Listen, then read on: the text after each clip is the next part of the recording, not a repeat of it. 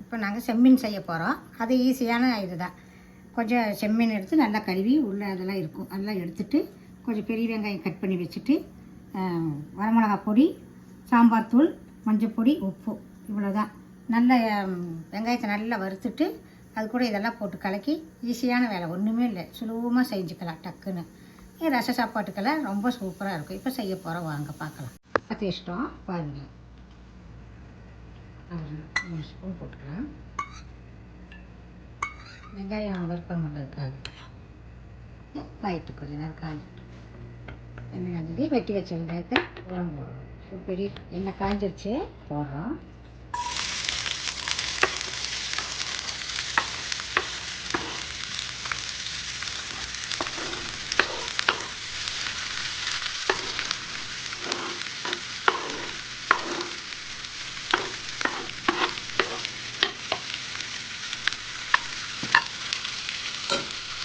ஒரு பெரிய வெங்காயம், ஒரு பெரிய வெங்காயம் போடும்.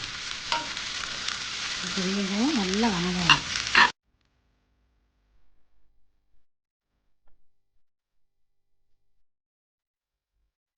நல்லா தவிர்த்துச்சு. இப்போ மிளகு பொடி, மஞ்சப்பொடி, உப்பு இதெல்லாம் போடும்.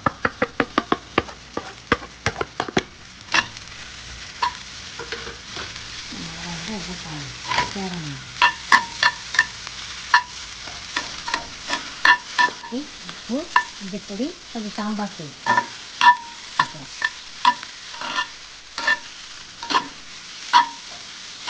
நல்லா கலந்துட்டு இப்போ கழுவி வச்ச மீனை போடணும். வச்சு கொஞ்சம் ஒரு 10 நிமிஷம் வேகணும்.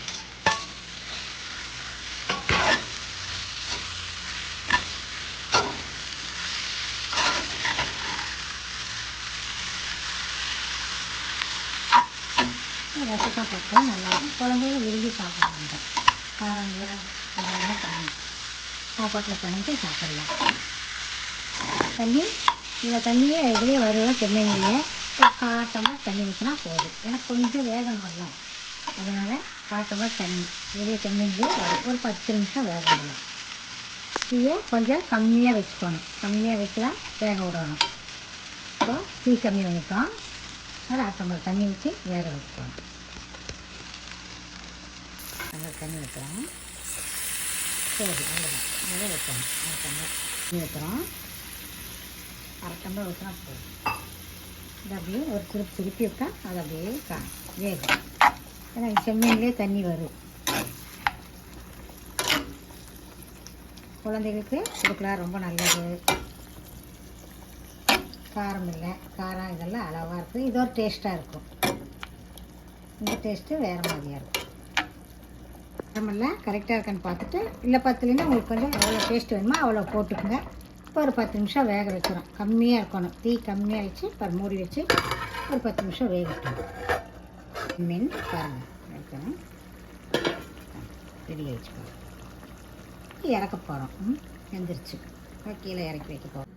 இப்போ செம்மீன் ரெடி ஆயிடுச்சு. வாங்க சாப்பிட்லாம். பாருங்கள், ஒரு 5-10 நிமிஷம் வேலை தான் இது. செம்மீன் நல்லா